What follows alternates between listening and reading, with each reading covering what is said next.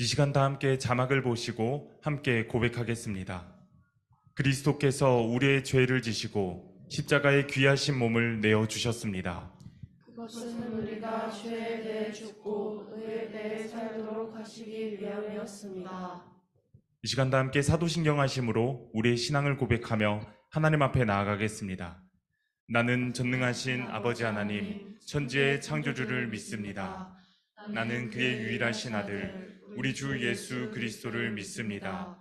그는 성령으로 잉태되어 동정녀 마리아에게서 나시고 본디오 빌라도에게 고난을 받아 십자가에 못 박혀 죽으시고 장사된 지 사흘 만에 죽은 자 가운데서 다시 살아나셨으며 하늘에 오르시어 전능하신 아버지 하나님 우편에 앉아 계시다가 거기로부터 살아있는 자와 죽은 자를 심판하러 오십니다.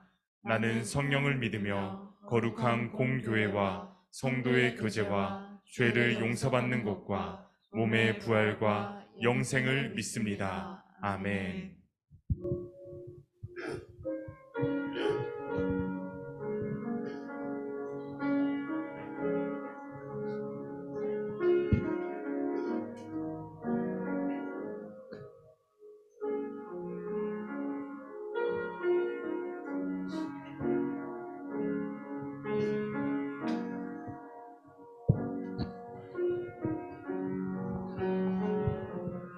내 주의 보혈은 정하고 정하다. 내 죄를 정케 하신 주 나로 하신다. 약하고 주에도 주께로 나가면 힘주시고 내 주함을 고시 서주시네. 내가 주께로 지금 가오니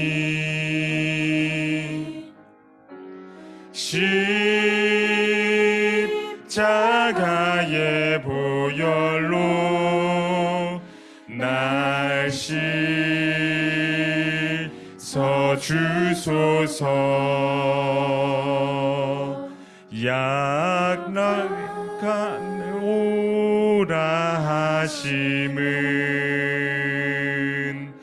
온전한 믿음과 또 사랑함과 평안함 다워 주려 함이라. 내가 주께로 지금 가오니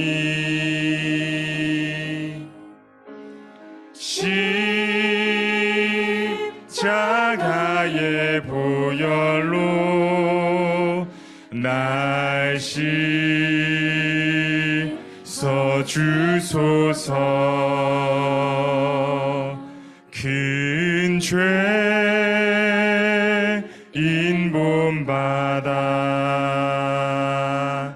살기를 얻었네. 한없이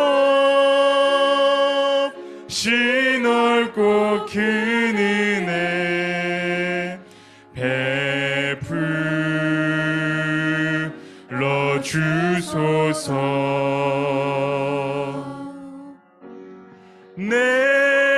내가 주께로 지금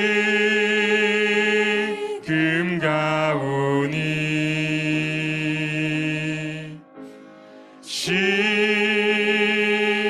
십자가의 보혈로 날 씻어 주소서. 내가 주께로 내가 주께로 지금 가오니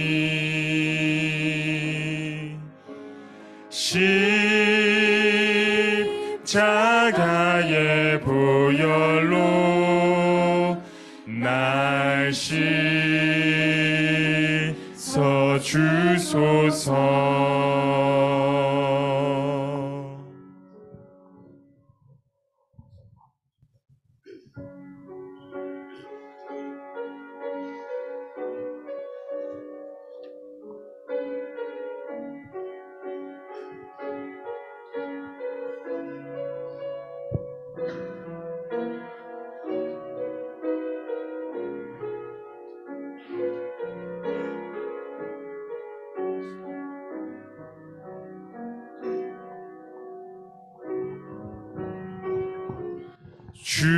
주보혈 날 정결케 하고 주보혈 날 자유케 하니 주 앞에 나 예배하는 이 시간 나의 모든 것을 주께 드리네. 주의 손 날 위에 찢기셨고 주의 발 날 위에 박히셨으니 이제는 내가 사는 것이 아니요 오직 주를 위해 사는 것이라.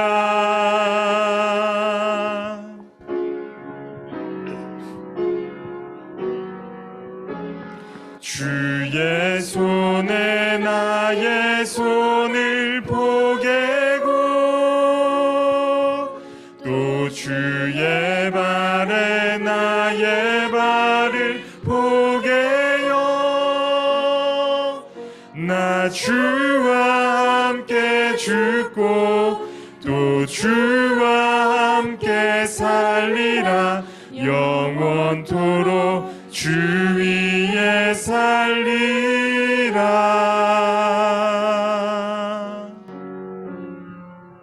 주보혈 주보혈 날 정결케 하고 주보혈 날 자유케 하니 주 앞에 나 예배하는 이 시간 나의 모든 것을 주께 드리네. 주의 손 날 위에 찢기셨고 주의 발 날 위에 박히셨으니 이제는 내가 사는 것이 아니요 오직 주를 위해 사는 것이라.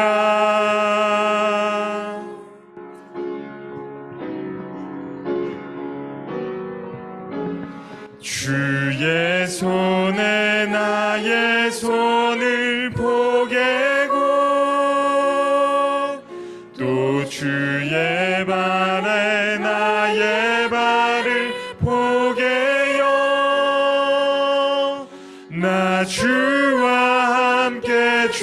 죽고 또 주와 함께 살리라. 영원토록 주 위에 살리라. 주의 손에 나의 손을 포개고 또 주의 발에 나의 발을 포개요. 나 주와 함께 죽고 또 주와 함께 살리라. 영원토록 주 위에 살리라. 주의 손에 나의 손을 포개고 주의 손에 나의 손을 포개고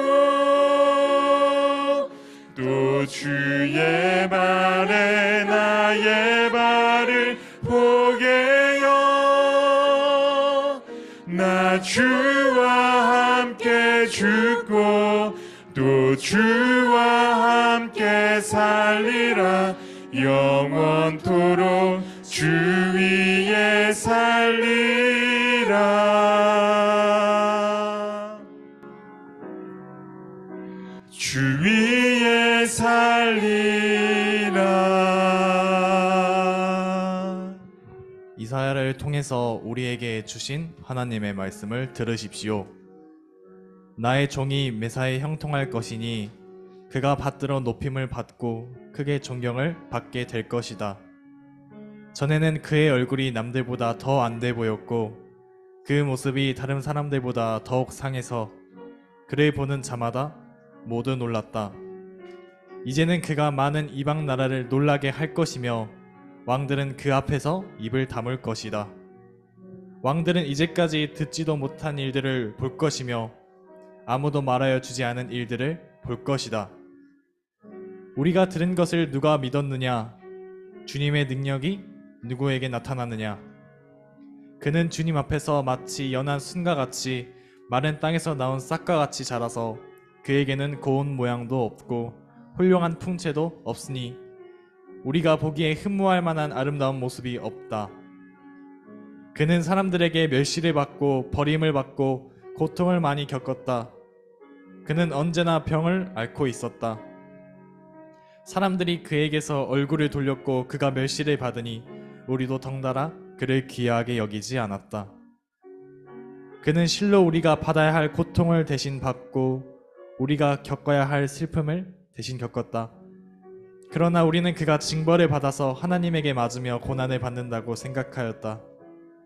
그러나 그가 찔린 것은 우리의 허물 때문이고 그가 상처를 받은 것은 우리의 악함 때문이다.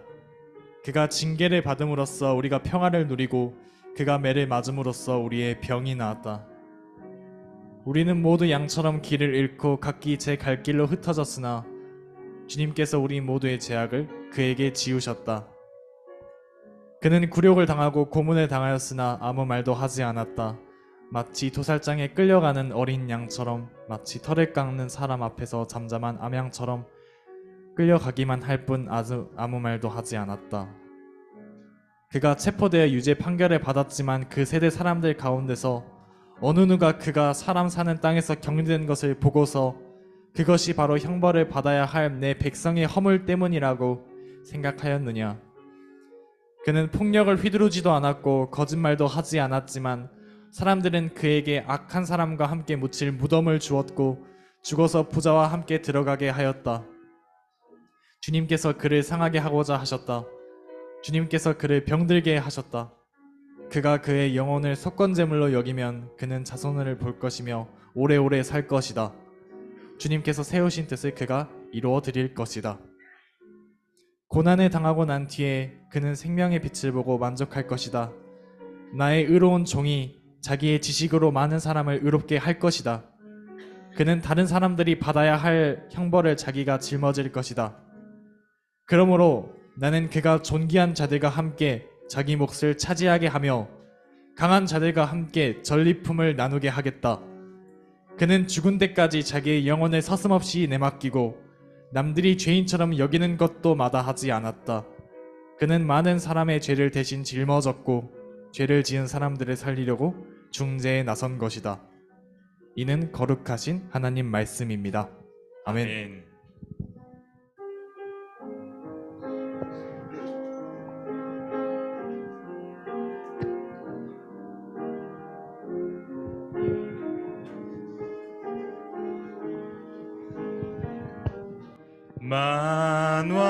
만왕의 왕 내 주께서 왜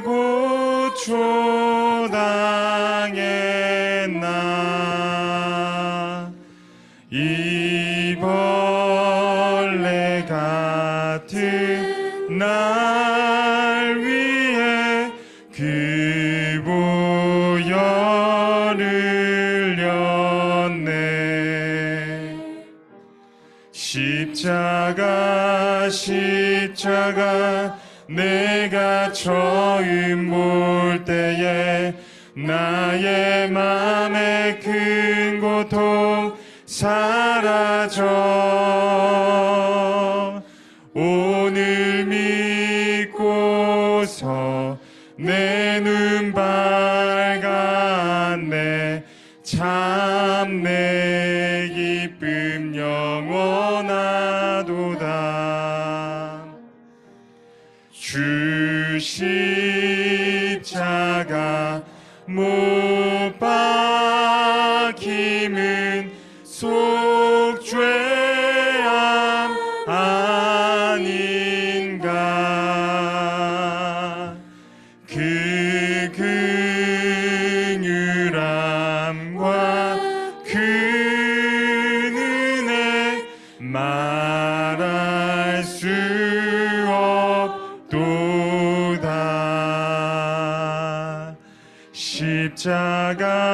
십자가 내가 처음 볼 때에 나의 맘의 큰 고통 사라져. 오늘 믿고서 내 눈 밝았네. 참 내 기쁨 영원하도다. 늘 울어도 그 큰 은혜 다 갚을 수 없네. 나 주님께 몸 바쳐서 주의 이름 쓰리.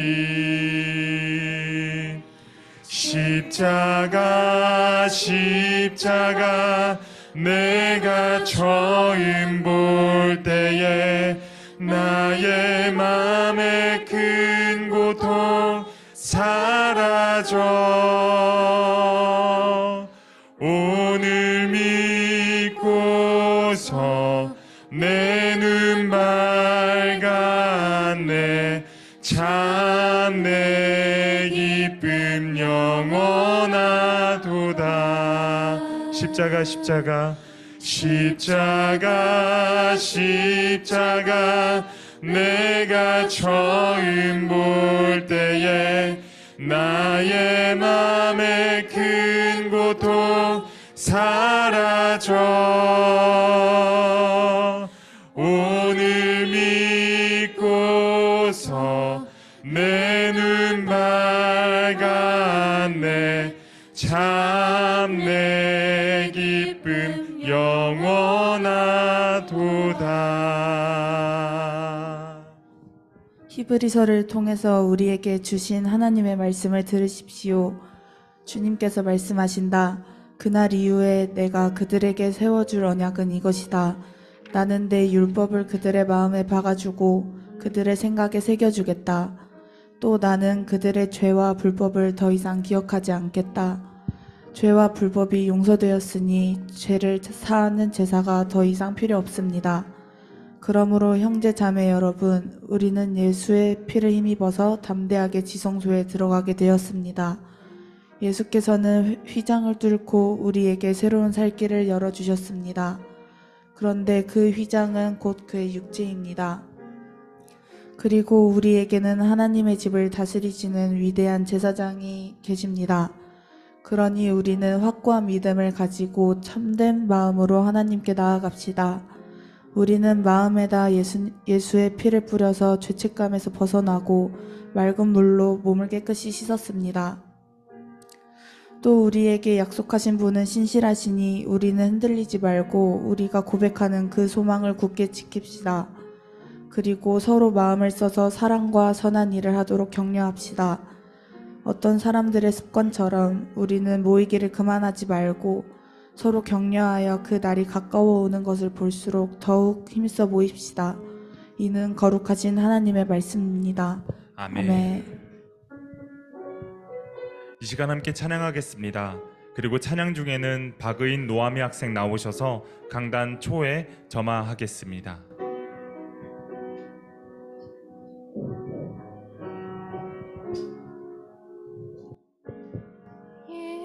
예수, 흠도 죄도 없는 당신이 깊이 감춰둔 내 죄로 인하여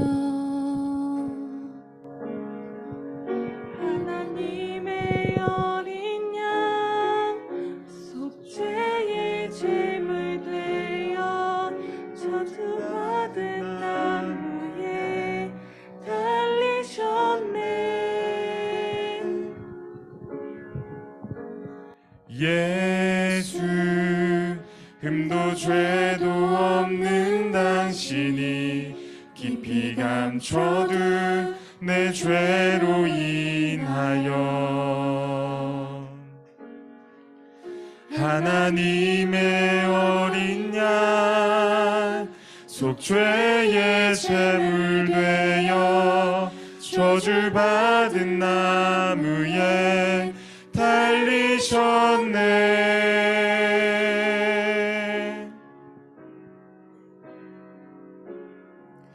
내가 예수를 당신을 부인했습니다. 내가 예수를 당신을 못 박았습니다. 당신이 행하신 일 모든 약속을 다 잊고 십자가에 예수를 매달았네. 내가 예수를 당신을 부인했습니다. 내가 예수를 당신을 못 박았습니다. 나의 모든 죄를 지고 아버지께 인도하시는 내가 예수를 못 박았습니다.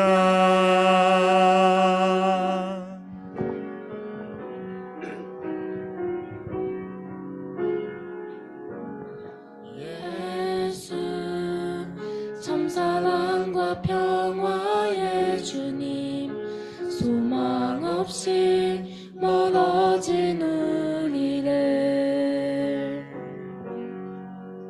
하나님과 온전히 화목케 하기 위해 십자가로 막힌 담 허무셨네.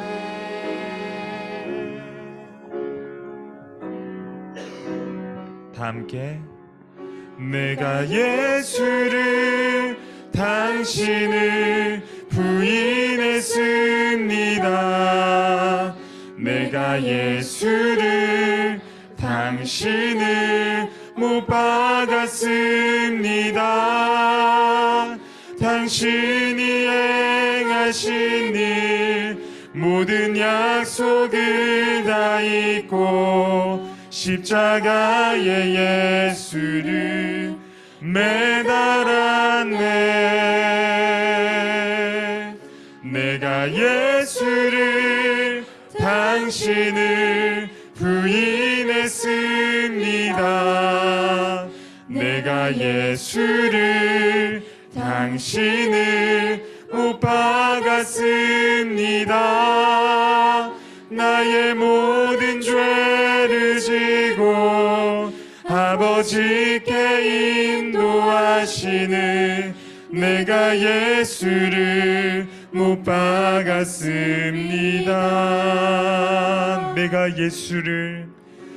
내가 예수를 당신을 다시 바라봅니다. 내가 예수를 당신을 사랑합니다.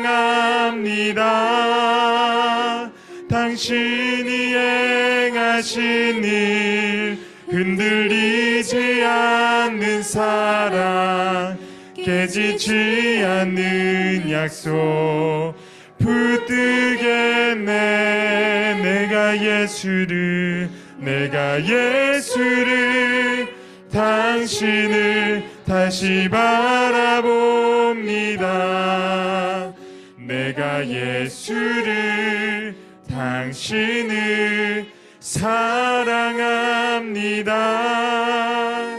갚을 수 없는 사랑 아버지께 인도하시는 내가 예수를 사랑합니다.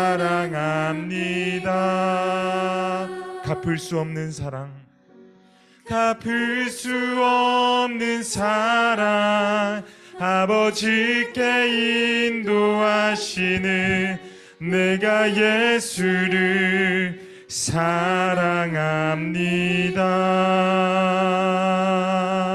사랑합니다. 이 시간 중등 34순 권사랑 학생 기도하겠습니다.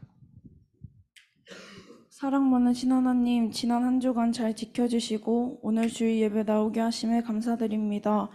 지난 한 주 동안 하나님의 뜻대로 살지 못했습니다. 저희가 알게 모르게 지었던 죄들 모두 용서해 주세요. 오늘은 종려주일입니다. 우리를 위해 오신 예수님을 기억하며 시작되는 고난주간 경건하게 보낼 수 있게 도와주세요. 말씀 전하시는 서동근 목사님께 지혜 주시고 듣는 우리도 하나님 말씀에 순종하고 하나님을 전하며 살아갈 수 있도록 도와주세요. 예배 시작하는 시간부터 끝나는 시간까지 함께 해주세요. 오늘 예배 기뻐 받으실 줄 믿으며 예수님의 이름으로 기도드립니다. 아멘.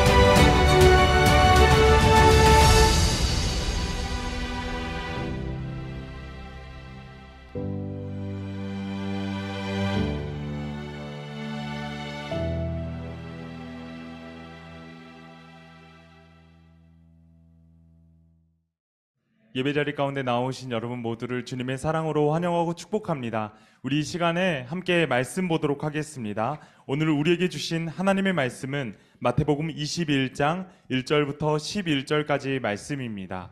신약성경 33쪽입니다. 그들이 예루살렘에 가까이 가서 감람산 벳바게에 이르렀을 때 예수께서 두 제자를 보내시며 이르시되 너희는 맞은편 마을로 가라. 그리하면 곧 메인 나귀와 나귀 새끼가 함께 있는 것을 보리니 풀어 내게로 끌고 오라. 만일 누가 무슨 말을 하거든 주가 쓰시겠다 하라. 그리하면 즉시 보내리라 하시니 이는 선지자를 통하여 하신 말씀을 이루려 하심이라. 일러스되 시온 딸에게 이르기를 내 왕이 내게 임하나니 그는 겸손하여 나귀 곧 멍에 매는 짐승의 새끼를 탔도다 하라 하였느니라. 제자들이 가서 예수께서 명하신 대로 하여 나귀와 나귀 새끼를 끌고 와서 자기들의 겉옷을 그 위에 얹음에 예수께서 그 위에 타시니 무리의 대다수는 그들의 겉옷을 길에 펴고 다른 이들은 나뭇가지를 베어 길에 펴고 앞에서 가고 뒤에서 따르는 무리가 소리 높여 이르되 호산나 다윗의 자손이여 찬송하리로다. 주의 이름으로 오시는 이여 가장 높은 곳에서 호산나 하더라. 예수께서 예루살렘에 들어가시니 온 성이 소동하여 이르되 이는 누구냐 하거늘 무리가 이르되 갈릴리 나사렛에서 나온 선지자 예수라 하니라. 이는 거룩하신 하나님의 말씀입니다. 아멘.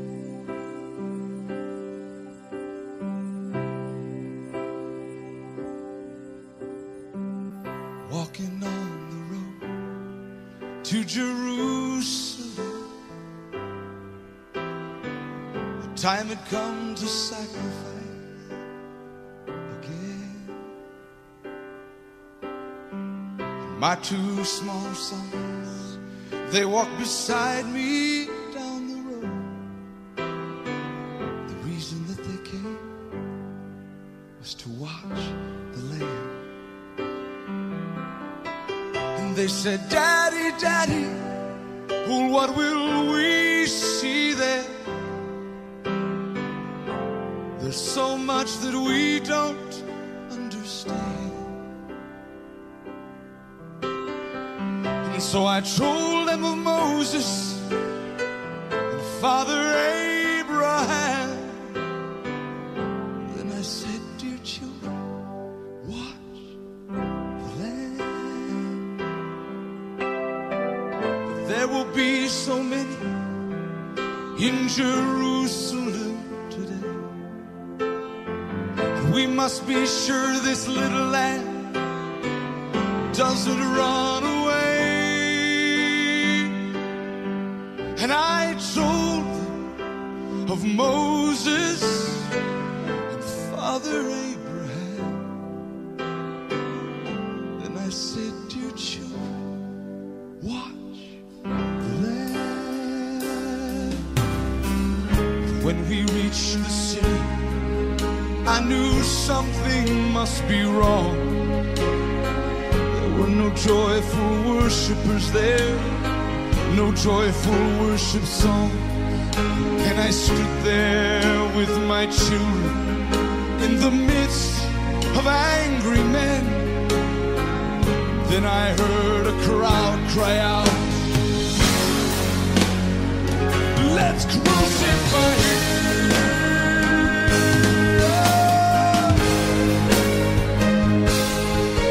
We tried to leave the city, but we could not get away. Forced to play in this drama, a part I did not want to play. Why upon this day were men condemned to die? And why were we standing right here where soon they would pass by? I looked and I said, even now they come. The first one cried for mercy, the people gave him none. The second one was violent, and he was arrogant and loud. I still can hear his angry voice screaming at the crowd. Then someone said, there's Jesus. And I scarce believed my eyes. A man so badly beaten, he barely looked alive. Blood poured from his body, from the his brow, running down the cross and falling to the ground. I watched him as he struggled, and I watched him when he fell. The cross came down upon his back. The crowd began to yell. And in that moment, I felt such agony. In that moment, I felt such loss. Until a Roman soldier grabbed my arm and screamed, "You! Carry his cross!"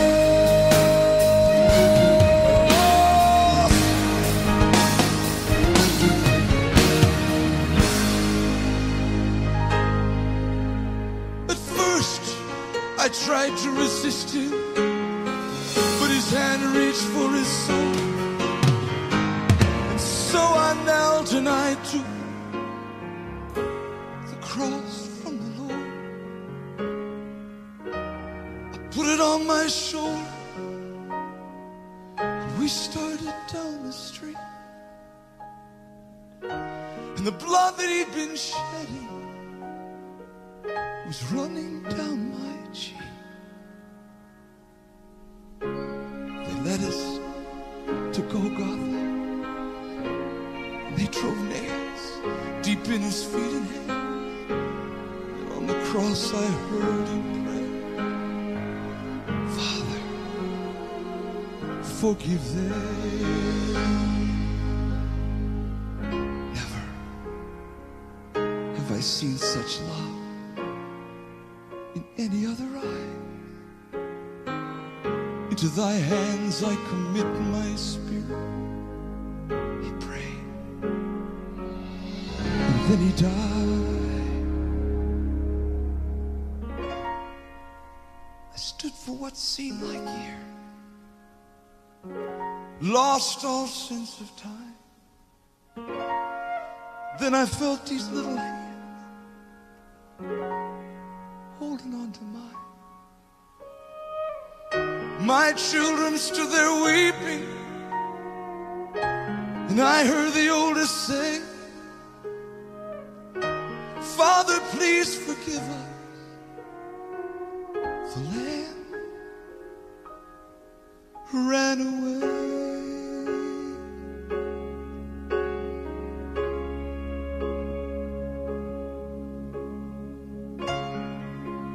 Daddy, Daddy, what have we seen here? There's so much that we don't understand. So I took them in my arms. We turned and faced the cross. And I said, "Dear children, watch the Lamb."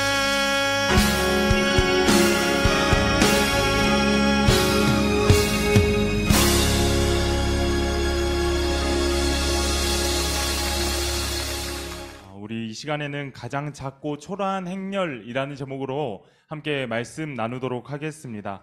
여러분, 오늘은 교회 절기 중에서 굉장히 중요한 절기인데요. 바로 종려주일입니다. 이 종려주일은 고난주간으로 연결이 되고, 이 고난주간은 또 무엇보다 부활주일로 연결이 되는 그런 통로로 볼 수가 있죠. 그런데요, 여러분, 종려주일이 시작됐다라는 것은요, 예수님이 십자가에 달려서 죽으실 때 예루살렘으로 들어가십니다. 그런데 당시 많은 사람들이 종려나무 가지를 흔들면서 예수님을 향하여서 이렇게 외쳤어요. 호산나 다윗의 자손이여. 이렇게 찬양하면서 예수님을 맞이했던 그것으로부터 종려주일이 시작하게 되었습니다.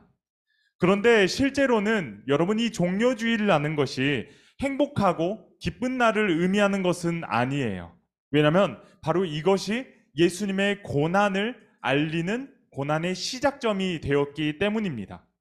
특별히 오늘은 우리 청소년 공동체는 블랙데이 워십으로 이렇게 예배를 드리게 되었습니다. 그런데요, 여러분, 교회력, 즉 절기에는 네 가지의 색상이 이렇게 쓰이게 되는 것을 알 수 있어요. 어떤 색깔이냐면 먼저는 보라색, 흰색, 녹색, 그리고 붉은색 이렇게 되는데 먼저 첫 번째 보라색은 이런 의미를 담고 있습니다. 준비와 참회를 의미하는 색깔이에요. 그렇기 때문에 우리가 이제 크리스마스를 앞두고 무슨 절기를 보내죠? 대강절을 보내게 되는데 이 대강절과 또 사순절에 이 보라색을 사용을 하고 있지요. 그리고 흰색은요, 여러분 어떤 것을 의미하냐면 흠없는 순결, 그리고 거룩함과 완전함, 그리고 위엄과 영광, 또 즐거움과 기쁨을 의미하는 그런 색이에요. 그렇기 때문에 이 흰색이라는 색깔은 성탄절과 부활절과 같이 기쁜 날에 사용하는 그런 색깔로 볼 수 있습니다. 그리고 녹색은요, 여러분 어떤 뜻을 가지고 있냐면 생명을 더하고 이 번영과 성장을 의미하는 색깔이에요. 보통 다른 예전의 색깔, 그러니까 보라색과 흰색과 적색 이러한 색깔보다 더 많이 초록색이 쓰인다라는 것을 알 수가 있는데 이것은요, 그리스도인들의 성장과 발전을 도모하는 그런 색으로 볼 수가 있습니다. 그리고 마지막으로 붉은색이에요. 이 붉은색은 어떤 것을 의미하냐면 바로 불과 피를 상징하는 색깔인데 이 하나님을 향한 열심, 그리고 순교, 그리고 성령 등을 상징하는 색깔로 볼 수가 있습니다. 그렇기 때문에 성령 강림주일, 그리고 종려주일, 고난주간에는 이렇게 붉은색을 사용할 수가 있어요. 특별히 여러분, 오늘은 검정색으로 우리가 이 드레스 코드와 이런 것들을 맞추게 됐는데 검정색은 교회력의 색으로 지정하지는 않습니다. 단지 이것은 예수님의 죽음을 애도하기 위한 그런 상징적인 색깔로 볼 수가 있는데 보통 그래서 성금요일과 성토요일, 그러니까 고난주간에 있는 금요일과 토요일은 검정색을 이렇게 삼아가지고 가는 교회들도 있다라는 것이죠. 특별히 저희 공동체는 성금요 예배 또 성토요일을 이렇게 지키고 있지는 않기 때문에 고난주간의 시작을 알리고 있는 이 종려주일에 이렇게 진행된다라는 점을 여러분들이 미리 아셨으면 좋겠습니다. 여러분 오늘 말씀은 저희들이 매번 종려주일이 될 때마다 이렇게 함께 나누었던 그런 말씀이에요. 바로 예수님께서 예루살렘에 입성하시는 그런 말씀이지요. 특별히 이 말씀은요, 사복음서에 모두 다 기록되었을 정도로 굉장히 중요한 말씀으로 이렇게 손꼽히고 있는데요. 복음서에는 마태복음, 마가복음, 누가복음, 요한복음 이렇게 네 가지의 복음이 있습니다. 그리고 이 네 가지 복음서에 공통적으로 나오는 말씀들이 굉장히 적어요. 총 16가지로 이렇게 볼 수가 있는데 대표적으로 어떠한 것이 있냐면 오병이어 사건, 이 오병이어 사건 굉장히 중요하기 때문에 네 가지 복음서에 오병이어 사건이 다 등장하게 됩니다. 그리고 예수님의 부활 중요하겠죠, 여러분? 예수님의 부활, 그리고 죽으심 등등 이렇게 16가지의 말씀 정도만 이렇게 사복음서 전체에 등장한다는 것을 알 수가 있어요. 오늘 말씀은요, 예수님께서 이제 이 고난주간이 시작되는 주일, 그러니까 일요일에 벳박의 감람산에 도착하셔서 나타나는 모습들로 볼 수가 있는데 여기에서 예수님은 몇 명의 제자를 부르셨냐? 2명의 제자를 부르셨다고 마태복음에선 기록을 하고 있습니다. 흔히 이 마태복음 말씀을 자세히 돌아보면요, 이 마태, 마가, 누가, 요한복음이 각각 이제 기록한 저자들이 다르기 때문에 각자의 이 시각이 다 다릅니다. 우리가 어느 한 사건을 경험을 했을 때 제가 느끼는 것이 다르고 주성이가 느끼는 것이 다르고 또 한비가 느끼는 것이 또 다르잖아요. 영진이 오랜만이네요. 영진이가 느끼는 것도 다를 거예요. 그렇죠? 네. 이와 같이 우리가 느끼는 것들이 다 다른 것처럼 마태, 마가, 누가, 요한복음을 기록한 사람들도 각자가 느꼈던 예수님의 기적과 예수님의 체험 이런 것들이 다 달랐을 거예요. 그렇기 때문에 자신의 기준에 따라서 이렇게 기록해어졌다. 물론 이 기록에 앞서서 성령님의 역사하심, 성령의 기름 부으심이 있었다라는 것을 우리가 잊지는 말아야 됩니다.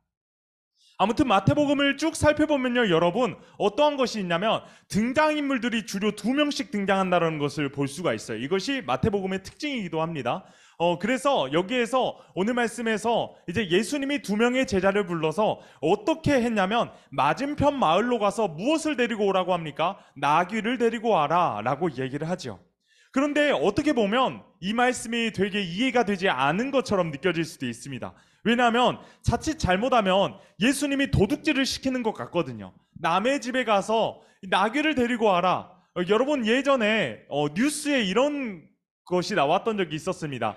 이제 이 차는 제 차입니다. 여러분 이런 짤도 많이 보셨을 텐데 이런 것이 있었어요. 이런 것처럼 만약에 여러분들이 이렇게 예배를 드리고 있는데 누군가가 여러분들의 스마트폰을 가져가요. 이거 내 거야 하면서 가져가면 여러분들 어떻게 했어요? 뭐지? 얘 왜 이래? 미쳤나? 이상하네? 이렇게 생각할지도 모르겠습니다. 그런데 사실 여러분, 이 말씀에는 되게 놀라운 이런 비유적인 말씀들로 이렇게 심어졌다는 것을 알 수가 있는데, 지금 나귀를 데리고 오라고 이 예수님께서 말씀을 하셨어요. 그리고 누군가가 이제 그 주인이나 될 사람이 왜 그것을 가져가십니까? 또는 뭐 다양한 말들을 할 수 있겠죠. 그러면 어떻게 말하라고 합니까? 주가 쓰시겠다고 하라라고 말씀을 하고 있다는 것이죠. 여러분 이것은 나귀의 주인이 쓰시겠다라는 것을 알려주는 것인데 예수님이 모든 피조물의 주인이시라는 것을 알려주는 말씀이기도 합니다. 여러분 창세기 2장까지의 말씀을 보면 인류의 죄가 들어오지 않은 말씀들로 우리가 볼 수 있어요. 창세기 3장부터 이제 죄가 시작하게 되죠. 그런데요 여러분 여기 2장 말씀을 쭉 읽다 보면 신기한 말씀이 있습니다. 어떤 말씀이냐면 아담이 어떠한 생물들을 바라보면서 그 생물의 이름을 부를 때마다 그 생물의 이름이 붙여지는 사건이 있다라는 거예요. 이것은요 아담 가운데 죄가 없었고 거룩하고 순결한 모습을 유지하고 있었고 온전한 하나님의 형상을 가지고 있었기 때문에 이렇게 될 수 있었다라는 것을 이야기하는 것이죠. 마찬가지로 죄를 짓지 않았던 이 아담이 모든 생물에 대한 이 주권을 가지고 있었던 것처럼 예수님도 마찬가지예요. 메시아이신 예수님께서 모든 생명에 대한 주권을 가지고 계신다라는 것을 상징적으로 알려주는 말씀이에요. 그리고요 여러분 이 말씀은요 구약의 말씀을 이루시는 말씀으로 볼 수가 있는데 여러분 5절 말씀을 함께 보았으면 좋겠어요. 5절 말씀을 보면 어떻게 기록이 되어 있죠? 자 5절 말씀 함께 읽겠습니다. 시작. 시온 딸에게 이르기를 내 왕이 내게 임하나니 그는 겸손하여 나귀 곧 멍에 맺는 짐승의 새끼를 탔도다 하라 하였느니라. 아멘. 여러분 지금 이 말씀은 구약의 어느 말씀에 등장하는 말씀이냐면 스가랴서 9장 9절에 등장하는 그런 말씀이에요. 제가 예전에 이제 고등학교 때 이제 성경 공부를 하면서 이거를 암송을 했던 기억이 나는데 어떻게 외웠냐면 예수님이 나귀를 타고 쓱 들어가신다 해서 스가랴 이렇게 외웠던 기억이 나는데 안 웃기죠? 와 죄송합니다. 네 아무튼 그런 기억이 나요. 아무튼 예수님께서 나귀 특별히 나귀 새끼를 선택하셔서 그것을 타고 예루살렘 성에 입성하셨다라는 것을 우리가 알 수 있습니다. 예전에 이 말씀의 이제 평행 본문이라고 하는 오늘은 마태복음이고 이제 작년에 요한복음 말씀을 함께 나누었었는데 이 말씀을 나누면서 했었던 이야기가 있었어요. 어떤 내용이었냐면 지금 왕이 임했는데 무엇했기 때문에 나귀를 탔다 그래요? 겸손했기 때문에 나귀를 탔다라고 얘기를 하는데 참 많은 생각을 들게 하는 것 같습니다. 그러기 위해서는 우리가 이 당시의 시대적 그 모습들을 보면 알 수가 있는데 어떤 것이 있었냐면 당시 그들에게 있어서 전쟁을 할 때 이렇게 몇 가지 방식이 있었어요. 전쟁을 할 때. 특별히 적진에 이제 우리 사신을 보내게 될 때 이제 두 가지 짐승을 태웠다고 합니다. 첫 번째, 내가 당신들과 싸울게요. 나는 너희들과 싸울 거야. 라고 했을 때는 큰 말을 타고 보냈다고 합니다. 하지만 반면에 나는 당신들과 일절 싸울 생각 없고 조금 평화롭게 잘 지내고 싶어요. 라고 이야기했으면 말을 탄다기보다는 나귀를 타고 이렇게 이동했다라는 것을 알 수가 있어요. 그렇기 때문에 이 나귀와 이 말의 차이점을 우리가 조금 더 알 수 있게 되는 것 같아요. 이것이 지금 여러분 유대인들의 역사 속에 오래오래 가슴 깊이 남아있었던 전통이라고 볼 수 있습니다. 그런데 지금 예수님께서는 무엇을 타고 들어가셨어요? 나귀를 타고 들어가셨다는 것이죠. 그렇기 때문에 여러분 이 사람들, 이 유대인들은 자신들이 생각했던 메시아의 모습과 달랐다라는 것을 이제 알게 되는 겁니다. 이 사람들은 지금 예수님을 향하여서 어떻게 생각했냐면 예수님이 자신의 모든 것들을 로마의 압제로부터 해방시켜 주기를 원했다라는 것이에요. 그런데 지금 예수님은 어떻게 하십니까? 나귀를 타고 입성하셨다라는 거예요. 이것은요, 너희들의 생각이 틀렸다라는 것을 알려주는 말씀이기도 합니다. 여러분, 지금 예수님이 예루살렘에 입성하실 때 사람들이 종려나무 가지를 흔들면서 뭐라고 외칩니까? 호산나 다윗의 자손이여 우리를 구원하소서라고 이렇게 외친다라는 거예요. 여러분, 호산나라는 것은 어떤 뜻을 가지고 있냐면 지금 우리를 구원하소서라는 뜻을 가지고 있어요. 호산나라고 이 사람들이 외친다라는 것은 지금 이 어려운 시기 가운데 우리를 구원해 주세요 예수님, 이렇게 외치면서 예수님을 찬양하고 영광 올려드리며 나아갔다라는 거예요. 아마 이 사람들은 몹시 기대하고 설레는 마음으로 이렇게 외쳤을 거예요. 왜냐하면 예수님에게 다가가서 예수님 제가 팔이 아파요 라고 하면 예수님 어떻게 해주셨습니까? 내가 낫기를 원하노나 하면서 이제 팔을 딱 샤 해가지고 낫게 해주시잖아요. 그죠? 그리고 죽은 나사로를 살리시기도 했고 다양한 이적과 다양한 기사들을 보여주셨기 때문에 이 사람들은 딱 예수님이 등장하실 때부터 이렇게 뭐 예를 들면 뭐 천둥이 치거나 번개가 치거나 뭐 이런 식으로 해가지고 이 많은 대군들을 무찔러 주기를 원했을 거라고요. 하지만 여러분, 예수님이 지금 예루살렘에 들어가신 이유가 뭐예요? 예수님 지금 이 예루살렘에 들어가신 이유는 죽으러 들어가시는 거예요. 죽으러. 사람들이 보기에는 가장 거창하게 여길 수 있는 그런 시간이었을지 모르겠지만 지금 이 모습은 가장 작고 가장 초라한 행진이다라는 것이죠. 여러분, 매년 봄이 될 쯤에 이제 사순절이 시작하게 됩니다. 그리고 이 사순절을 보내다 보면 어느새 바깥에는 많은 꽃들이 피게 되고 또 굉장히 날씨도 따뜻해지는 것들을 볼 수가 있게 돼요. 그 이후에 고난주간을 맞이하게 되고 또 부활주일을 마주하게 되죠. 사실 너무나도 익숙해져 버린 절기처럼 느껴지는 것 같습니다. 사실. 그리고 이 40일이라는 시간이 정말 짧다라는 것도 느껴지게 되는 것 같아요. 하지만 여러분, 우리가 그리스도인이라면, 내가 예수님을 믿고 내가 하나님의 사람이라면 이 시기, 이 절기는 굉장히 중요한 시간이에요. 왜냐하면 예수님께서 승리를 위해서 패배를 선택하셨던 그 시간이기 때문입니다. 그리고 예수님의 이 희생과 이 선택이 궁극적인 구원을 이루시는 모습이 되었기 때문이라는 거예요. 여러분, 우리는 오늘도 여전히 좋아 보이는 것들을 선택하며 살아갑니다. 조금이라도 나에게 손해가 될 것 같으면 어때요? 그리고 또 손해가 되면 어떻습니까? 후회를 하게 돼요. 내가 왜 이런 선택을 했을까? 그냥 다른 걸 할 걸. 그러면 내가 더 좋은 이렇게 되었을 텐데, 좋은 결과를 맞이하게 됐을 텐데, 그 선택에 대한 후회를 하고 또 조바심을 내게 되는 모습들을 보이게 되죠. 그렇기 때문에 여러분, 우리의 마음과 우리의 영혼 가운데 복음에 대한 그 가치, 복음에 대한 그 무게감도 너무나 가벼워지고 소홀하게 여겨지게 되는 것 같아요. 학원을 핑계로 예배를 멀리하게 되고 또 친구를 핑계로 예수님과 하나님을 멀리하게 되는 그런 안타까운 모습들이 지금 우리들에게 나타난다는 것이죠. 물론 그렇게 살지 않기 위해서 부단히 애쓰고 노력하는 사람들도 있습니다. 하지만 여러분, 우리들의 삶 가운데 우선순위가 무엇이 되어야 될까요? 우리 삶의 우선순위가. 예수님은 생명도 주셨고 우리에게 모든 것, 가진 것 다 주셨어요. 그런데 우리는 주는 것조차 받지 않는다면, 예수님이 사랑 보내주시고 구원하시기 위해서 생명을 주시는데 우리가 예수님을 차단하고 있지는 않은지 우리 스스로 돌아보시기를 간절히 소망합니다. 여러분, 시작된 고난주간, 이 종료주의를 통하여서 우리의 삶 그리고 지나온 모든 삶들을 돌아보는 계기가 되었으면 좋겠어요. 여러분, 성경 속의 다양한 인물들 살펴보면 되게 거창한 인물들 많습니다. 그런데 그 인물들을 보면 시작은 좋지만 끝이 좋지 않은 인물들이 굉장히 많이 있어요. 대표적으로 이번에 우리가 지금 묵상을 어디 말씀 묵상하고 있죠? 아침마다 보내드리는 사무엘상 말씀을 묵상을 했고, 이제 어제는 유다서 말씀을 했고, 이제 내일부터는 우리가 마태복음 말씀들을 묵상을 하게 될 것입니다.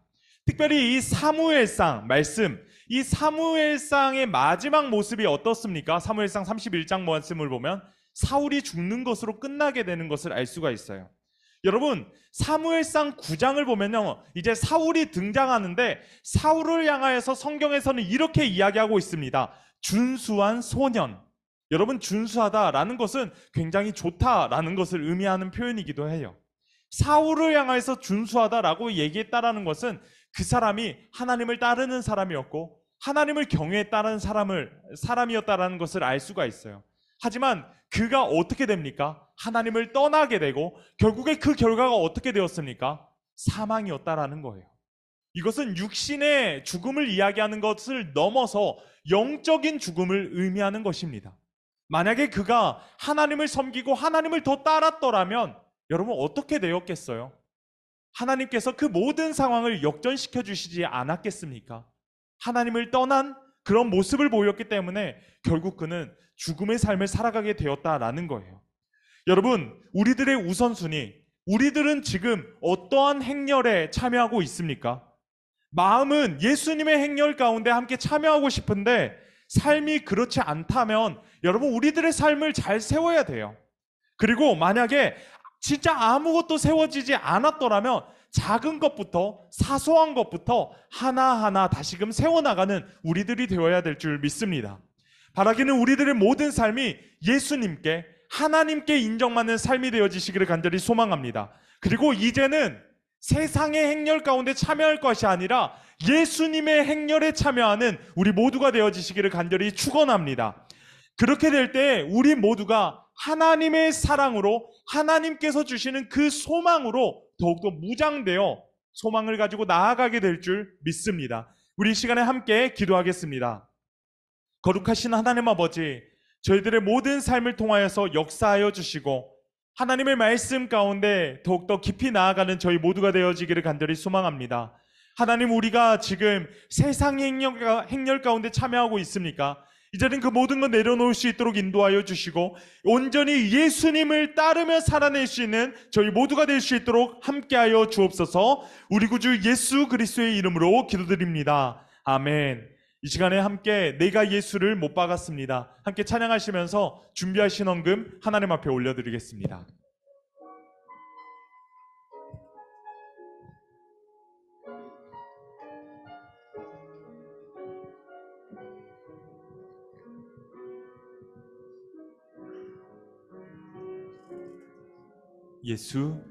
예수 힘도 죄도 없는 당신